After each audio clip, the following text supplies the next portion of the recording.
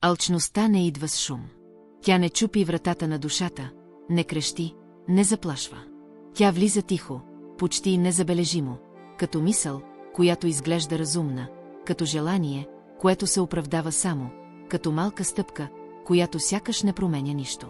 В началото тя дори не изглежда зла. Напротив, облича се в дрехите на нуждата, на амбицията, на желанието за сигурност. Казва ни, че просто искаме малко повече спокойствие, малко повече контрол, малко повече гаранции, че животът няма да ни нарани отново. И ние и вярваме. Човешката душа е създадена да търси смисъл, връзка, светлина. Тя купнее да обича и да бъде обичана, да дава и да получава, да усеща, че принадлежи на нещо по-голямо от самата себе си. Алчността обаче започва да измества този купнеж.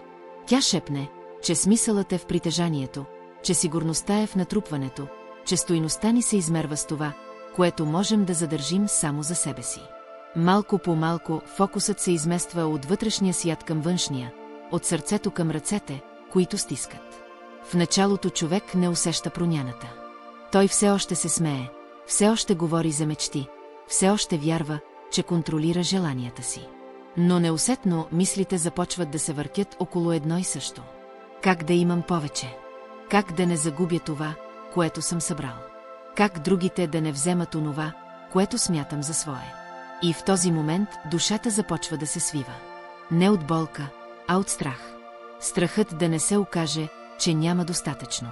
Страхът да не се окаже, че светът е място на постоянна липса. Алчността храни този страх. Тя го поддържа жив, защото без него не може да съществува. Тя превръща човека в пазач на собственото му богатство, билото пари, власт, признание или дори любов. Всичко започва да се измерва, да се изчислява, да се сравнява.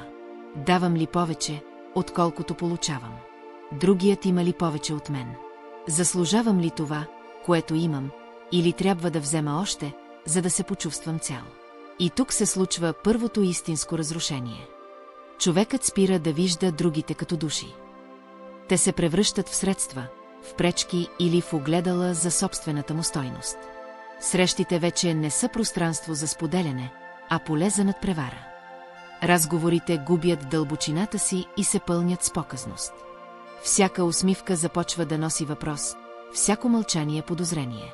Душата, която е създадена за връзка, започва да се изолира. Алчността не просто иска повече. Тя никога не е доволна. Тя не познава покой. Дори когато човек получи това, за което е жадувал, радостта трае кратко. Почти веднага се появява ново желание, нова цел, ново сравнение. Така душата се оказва в постоянен глад. Глад, който не може да бъде заситен, защото не идва от липсата на нещо външно, а от загубата на нещо вътрешно. С времето този глад започва да изяжда способността за благодарност. Човек забравя какво означава да се радва на това, което вече има. Всичко се превръща в недостатъчно, в временно, в стъпало към нещо друго. Миговете на покой изчезват. Дори тишината става непоносима, защото в нея се чува празнотата. А алчността бърза да я запълни с още желания, още планове, още преследване. Най-трагичното е, че алчният човек често вярва, че прави всичко това за доброто на себе си или на близките си. Той оправдава действията си с грижа, с отговорност, с желание да осигури бъдеще. Но в тази грижа липсва мекота. Тя е напрегната, изискваща, лишена от доверие. Любовта се превръща в сделка, в очакване, в условие.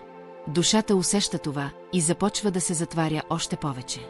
Алчността убива способността да се радваме на простите неща. На един споделен миг, на искрен смях, на усещането, че сме достатъчни такива, каквито сме. Всичко започва да изглежда малко, ако не може да бъде използвано за печалба. Дори духовните търсения могат да бъдат заразени от нея. Човек започва да търси просветление, мир или вяра не за да се свърже с истината, а за да се почувства по-висш, по-специален, по-значим от другите. И така алчността прониква и в най-свещените пространства на душата. Там, където би трябвало да има смирение, се настанява гордост. Там, където би трябвало да има доверие, се появява контрол. Там, където би трябвало да има любов, се появява страх от загуба. Душата започва да се отдалечава от себе си, от своята истинска природа. С времето човек може да има всичко, което някога е искал, и въпреки това да усеща дълбока вътрешна пустота. Това е моментът, в който алчността разкрива истинското си лице. Тя не е път към изобилие, а път към самота. Не е защита, а затвор. Не е сила, а бавна, тиха ерозия на вътрешния свят. Душата, лишена от способността да дава, започва да губи и способността да получава. Тя вече не разпознава истинската радост, защото е свикнала с тръпката на притежанието, а не с дълбочината на преживяването. Всичко става повърхностно, краткотрайно, празно. И човек започва да тича още по-бързо, надявайки се, че следващото постижение ще запълни онова, което предишното не е успяло. Но алчността никога не спира. Тя не предлага край, не предлага покой. Тя изисква още и още, докато човек не забрави защо е започнал. Докато не забрави кои са хората около него. Докато не забрави кой е самият той. Душата се умолява, но алчността не и позволява да си почине. Това е първата и най-болезнена част от разрушението. Загубата на вътрешна тишина. Загубата на способността да бъдеш с другия без сметка. Загубата на усещането, че животът е дар, а не битка за ресурси. Алчността не убива душата изведнъж. Тя я изтощава, изсушава, лишава я от смисъл, докато тя самата започне да се съмнява в собствената си светлина. И въпреки всичко, дълбоко в човека остава едно тихо усещане, че нещо не е наред. Един шепот, който напомня, че това не е пакет. Че душата не е създадена да притежава, а да обича. Че истинското богатство не се складира, а се споделя. Този шепот е слаб, заглушен от шума на желанията, но той съществува. И докато съществува, надеждата все още не е напълно изгубена. Алчността не унищожава душата само чрез това, което човек взема. Тя я разрушава още по-дълбоко чрез това, което човек спира да чувства. С времето сърцето започва да се вкаменява. Не внезапно, а бавно, почти незабележимо. Първо изчезва състраданието, после търпението, а накрая и способността да се разпознава болката на другия като нещо истинско и важно. Душата се научава да гледа, без да вижда, да слуша, без да чува, да присъства, без да е там. Човекът, подвластен на алчността, започва да живее в постоянна вътрешна напрегнатост. Той рядко е спокоен, дори когато външно изглежда успешен. В него винаги има едно скрито безпокойство, едно очакване, че нещо може да бъде отнето. Това напрежение се превръща в фон на живота му. То отцветява мислите, решенията и отношенията му. Душата вече не почива в настоящето, тя непрекъснато е обърната към бъдещето, което трябва да бъде завладяно. Алчността променя начина, по който човек обича. Любовта става притежателна, тревожна, изпълнена със страх от загуба. Вместо да бъде пространство за свобода, тя се превръща в територия, която трябва да се контролира. Другият човек вече не е дар, а нещо, което може да бъде изгубено или използвано. И колкото повече алчността расте, толкова по-малко място остава за нежност. Душата се затваря, защото нежността изисква уязвимост, а алчността не търпи слабост. С времето този начин на съществуване започва да изтощава. Човек усеща умора, която не минава с почивка. Това е умората на душата, която твърде дълго е живяла срещу собствената си природа. Тя е умората от постоянното доказване, от непрекъснатото сравняване, от безкрайното желание да бъдеш повече от това, което си. Душата започва да губи връзка с радостта, защото радостта не може да бъде изискана или притежавана. Алчността създава илюзията за сила, но в действителност ражда дълбока вътрешна слабост. Човек става зависим от външни потвърждения, от признание, от успехи, от притежания. Без тях той се чувства празен и несигурен. Душата вече не черпи стойност от самото си съществуване, а от това как изглежда в очите на другите. И тази зависимост прави крехка, лесно ранима, постоянно застрашена. В този процес моралните граници започват да се размиват. Това, което някога е изглеждало немислимо, постепенно става приемливо. малките компромиси се превръщат в навик. Съвестта започва да говори все по-тихо, а понякога напълно замлъква. Душата се научава да оправдава всичко, което и носи изгода. И в този момент алчността вече не е просто желание, тя е начин на мислене, начин на живот. Едно от най-дълбоките поражения, които алчността нанася, е загубата на истинска близост. Човек може да бъде заобиколен от хора и въпреки това да бъде сам. Връзките му са повърхностни, защото са изградени върху интерес, а не върху искреност. Душата купнее за разбиране, но не смее да се разкрие. Тя се страхува, че ако покаже истинското си лице, ще бъде използвана или отхвърлена. Алчността учи човека да вярва, че светът е враждебно място, където всеки се бори за своето. Тази вяра постепенно убива доверието. А без доверие душата не може да диша. Тя се свива, защитава се, изгражда стени. Но тези стени не я пазят, те я изолират. И колкото по-високи стават, толкова по-трудно е да се усети топлината на другия. С времето човек започва да губи усещането за мярка. Никога не е достатъчно, никога не е завършено. Винаги има още една цел, още едно постижение, още едно нещо, което трябва да бъде придобито. Душата се превръща в бегач без финал, в пътник без пристан. Тя забравя какво означава да спреш и просто да бъдеш. Алчността също така отнема способността за прошка.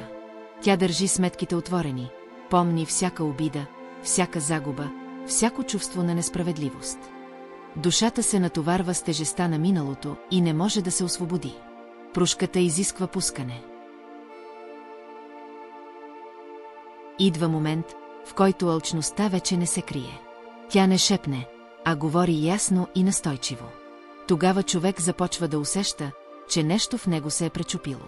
Не драматично, не с един удар, а като бавно износване, като въже, което дълго е било опъвано, докато накрая нишките му започват да се късат една по една. Душата вече не просто страда, тя се чувства изгубена. Това е етапът, в който човек постига неща, за които някога е мечтал, и въпреки това не изпитва радост. Успехът идва без топлина. Притежанието не носи утеха. Признанието звучи кухо. Душата стои като зрител на собствения си живот и не разпознава онзи, който живее вместо нея. Алчността е обещавала пълнота, но е донесла отчуждение. Вътрешният диалог се променя. Мислите стават по-студени, по-сурови, по-безпощадни. Човек започва да съди себе си и другите без милост. Всяка грешка се превръща в провал, всяка слабост в заплаха. Душата губи правото си да бъде несъвършена. Тя трябва постоянно да доказва стойността си, защото алчността не признава покой. Постепенно изчезва и способността за искрена радост от чуждото щастие. Успехът на другия започва да боли. Чуждата светлина се усеща като обвинение. Душата, вместо да се разшири, се свива още повече. Сравнението се превръща в навик, а завистта в тих спътник, който подхранва вътрешната горчевина. Алчността разрушава и връзката с времето. Миналото е изпълнено с съжаления и пропуснати възможности, бъдещето с тревоги и очаквания, а настоящето остава празно и недоживяно. Душата няма къде да се установи. Тя непрекъснато бяга или съжалява, но рядко присъства. А без присъствие няма живот. В този етап човек започва да губи и способността да усеща истинска болка. Не защото не страда, а защото страданието се е превърнало в фон. Душата е толкова претоварена, че започва да се вцепенява.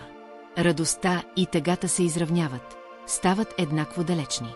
Появява се празнина, която не плаче, но и не се радва. Това е една от най-опасните форми на вътрешна разруха. Алчността убеждава човека, че няма време за спиране. Че ако се замисли, ако почувства, ако се вслуша, ще загуби темпото. И така той продължава напред, дори когато не знае на къде отива. Душата остава назад, изтощена и пренебрегната.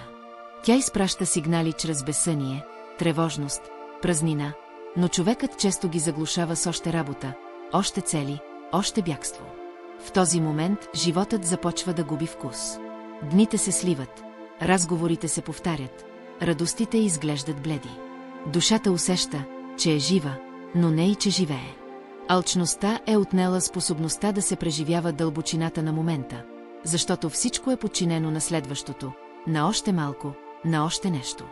Понякога в този етап човек започва да се обръща към духовното, но дори там алчността го следва. Той търси бързи отговори, готови истини, мигновено облегчение.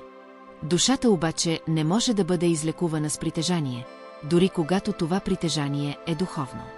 Истинското изцеление изисква смирение, а алчността се страхува от него. Вътрешният разпът не винаги е видим отвън. Човек може да изглежда силен, уверен, подреден, но отвътре има умора, която не може да бъде изговорена. Има самота, която не може да бъде споделена, защото би разкрила колко празно е станало всичко. Душата мълчи, но мълчанието и тежи. Това е моментът, в който много хора се чувстват изгубени, без да знаят защо.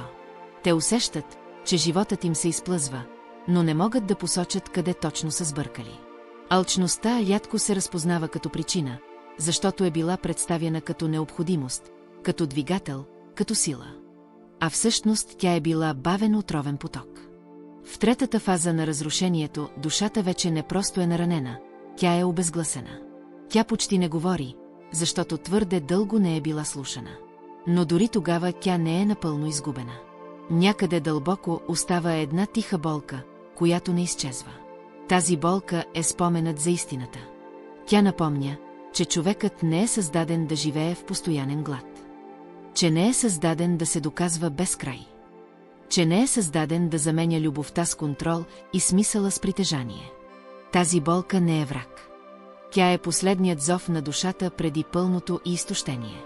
А когато човек стигне до тук, пред него остават два пътя. Да продължи напред, все по-празен и все по-отдалечен от себе си. Или да спре, да се обърне, да чуе онова, което толкова дълго е заглушавал. Този избор е труден и плашещ, но именно в него се крие началото на края на алчността и началото на завръщането към душата. Идва моментът на спирането. Не защото човек го е планирал, а защото повече не може. Алчността е изцедила силите му, изяла е тишината му, оставила го е без вътрешен глас. И тогава, в една привидно обикновена секунда, нещо се пропуква. Не отвън, а вътре. Душата, толкова дълго пренебрегвана, най-сетне се обажда не с думи, а с тежест. Тази тежест не е паника, не е страх, не е дори болка в обичайния смисъл. Тя е ясно усещане за загуба. За нещо ценно, което е било изоставено по пътя. Човек започва да осъзнава, че е живял дълго време без себе си.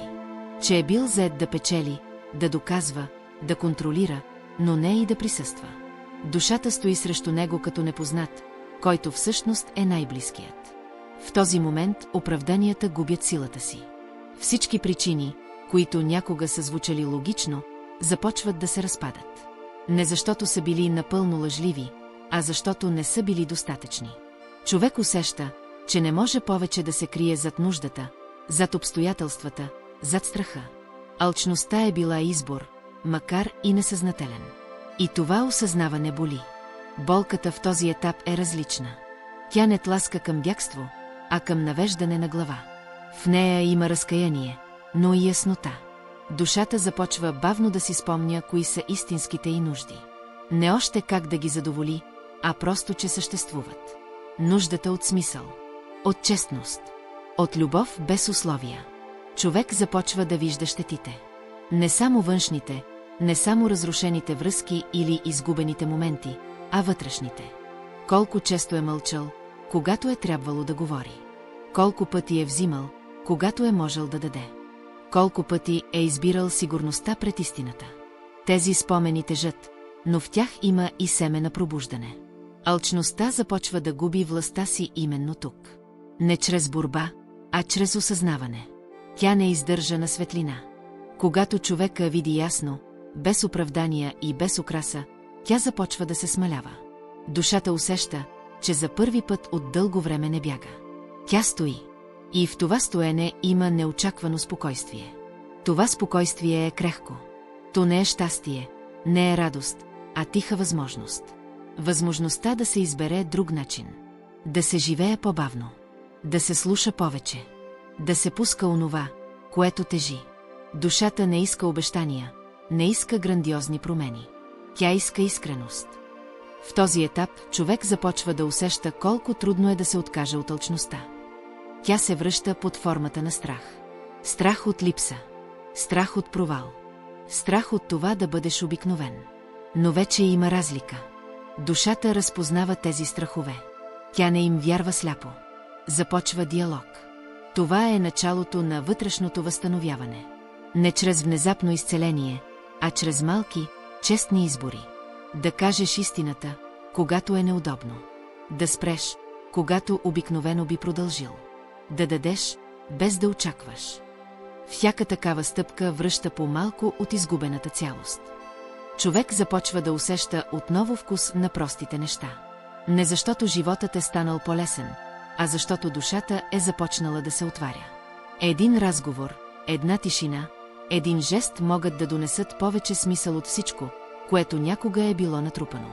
Алчността няма отговор на това. В този момент се появява и тъга.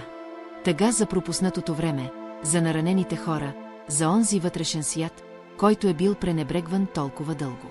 Но тази тъга вече не разрушава. Тя пречиства. Тя учи душата на смирение. Смирението не е унижение. То е приемане. Приемане на собствените граници, на грешките, на човешката крехкост. Алчността мрази смирението, защото то не може да бъде използвано. Но именно в смирението душата започва да се лекува. Човекът все още не е свободен. Пътят напред е дълъг и несигурен. Но за първи път от много време той не е сам. Той върви с душата си, а не срещу нея. И това променя всичко. Четвъртата част не е край на борбата, а край на самозаблудата. Алчността е разпозната. Маската й е паднала. Остава последната стъпка не да се отрече напълно желанието, а да се върне мярата. Да се живее не за да се притежава, а за да се бъде. В тишината след това осъзнаване се ражда нещо ново. Не шумно, не ярко, а истинско. Надежда, която не обещава лесен път, но обещава смисъл. И душата, макар все още уморена, започва бавно да си спомня какво означава да бъде жива. Последната част не идва с фанфари. Тя идва тихо, както се връща дишането след дълго задържане. Душата не се събужда изведнъж, а бавно, с несигурни стъпки, сякаш отново се учи да живее в собственото си тяло. Алчността не е изчезнала напълно, тя рядко го прави. Но вече не е господар. Тя е разпозната като сянка, а не като истина. Човек започва да разбира, че желанието само по себе си не е враг. Враг е липсата на мярка. Враг е празнотата, която търси да бъде запълнена отвън. Когато душата е чута, когато е приета такава, каквато е, нуждата да се трупа започва да отслабва. Появява се вътрешно усещане за достатъчност. Не защото човек има всичко, а защото вече не се чувства изгубен. Животът започва да се подрежда по различен начин. Не по-лесен, не по-богат в обичайния смисъл, а по-истинен. Изборите се правят по-бавно. Думите се изричат с повече внимание. В отношенията се появява пространство за мълчание, което не плаши. Душата вече не бърза да взема, тя се учи да приема. Постепенно се връща и способността за благодарност. Не като задължение, а като естествен отговор на живота. Човек започва да забелязва малките неща, които преди са били пренебрегвани. Светлината в края на деня. Гласът на близък човек. Усещането, че не си сам в света. Тези неща не могат да бъдат притежавани, но могат да бъдат преживени. И именно в това преживяване душата се нахранва. Алчността губи силата си, когато човек започне да дава без сметка. Не за да бъде добър, не за да бъде видян, а защото даващото сърце е живо сърце. Даване на време, на внимание, на присъствие. Душата разпознава тези жестове като свои. В тях няма страх от загуба, защото вече има доверие. С времето се появява и прушката. Не винаги към другите първо, а към себе си. Прушката за годините, прекарани в бягство. За изборите, направени от страх. За болката, причинена от неосъзнатост. Тази прошка не изтрива миналото, но го освобождава от властта му. Душата престава да се наказва и започва да се грижи за себе си. Човек започва да живее с по-малко, но да усеща повече. По-малко напрежение, по-малко сравнение, по-малко нужда да се доказва. Повече присъствие, повече искреност, повече дълбочина. Алчността няма място в този начин на съществуване, защото той не се гради върху липса, а върху връзка. В този нов ритъм животът отново става смислен. Не защото всички въпроси имат отговор, а защото душата е в диалог със света. Болката не изчезва напълно, но вече не е празна. Тя има посока. Радостта не е постоянна, но е истинска. Тя не идва от притежанието, а от споделянето. Човекът вече знае, че алчността ще се появява отново, в различни форми. Но вече има нещо, което я надвишава. Съзнание. Мярка. Способност да спре и да се запита защо. Душата не е наивна, тя е будна. Последният урок е прост и труден едновременно. Че животът не е състезание. Че стойността на човека не се измерва с това, което държи, а с това, което е способен да обича. Че истинското богатство не може да бъде заключено, защото живее между хората, в тишината, в доверието, в смисъла. Алчността унищожава душата, когато я убеди, че не е достатъчна. Изцелението започва, когато човек си спомни, че е несъвършен, незавършен, но цял.